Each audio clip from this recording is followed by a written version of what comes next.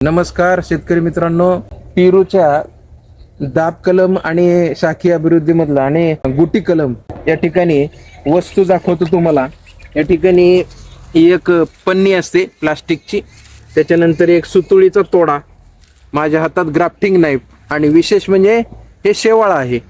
याला आपण स्पॅग्नम मॉस इंग्रजीत असं म्हटलं जातं। ज्या ठिकाणी जास्त पावसाच्या भागामध्ये हे स्पॅग्नम मॉस मिळतं, हे पाणी धरून ठेवण्याचं एक अशी ते सुंदर असं माध्यम आहे।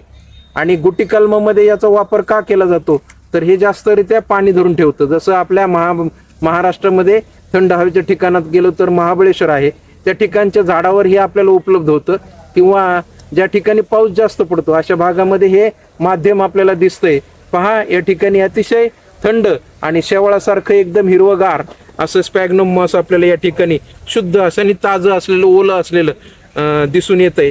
आता या ठिकाणी ही कलम करण्याच्या पद्धतीमध्ये आपल्याला अशी एक मेन कापडाचा एक चौरस तुकडा दिसतोय आणि ग्राफ्टिंग नाईफ आहे म्हणजे कलम करण्याचा चाकू, आणि त्याला टेकणी ही सुतुळी दिसते। आता या ठिकाणी आपल्याला या साहित्याच्या साह्यानं पहा, या ठिकाणी तुम्हाला विविध आकाराची विविध फांद्यावर कलम केलेलं दिसून येईल। ही गुटी बांधलेली आहे। ही गुटी कलम केल्यानंतर या ठिकाणी पेन्सिलच्या आकाराची काडी, मध्ये स्पॅग्नम मॉस भरलेला आहे।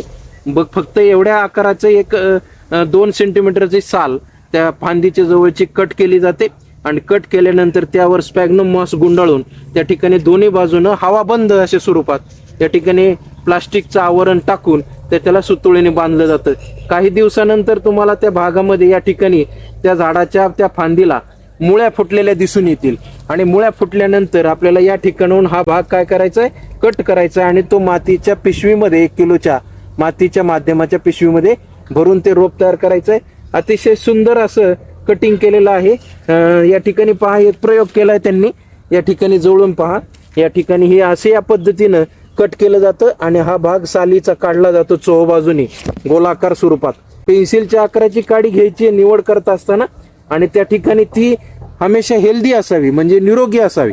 निरोगी का असावी तर त्या ठिकाणी त्याची साल पूर्ण बाजूनं काढलेली दिसून येते, आणि ही साल काढली म्हणजे त्या ठिकाणी याच्यावरती आपल्याला या स्वरूपामध्ये एक स्पॅग्नम मॉस आपल्याला म्हणजे शेवाळ या पद्धतीनं त्या ठिकाणी काय करायचं आहे, गुंडाळायचं आहे, आणि या पद्धतीने याच्यावरती प्लास्टिक बांधून या ठिकाणी सुतुळीच्या साह्यानं काय करायचंय, हवाबंद होईल अशा स्वरूपात आपल्याला सुतुळीनं बांधून घ्यायचंय।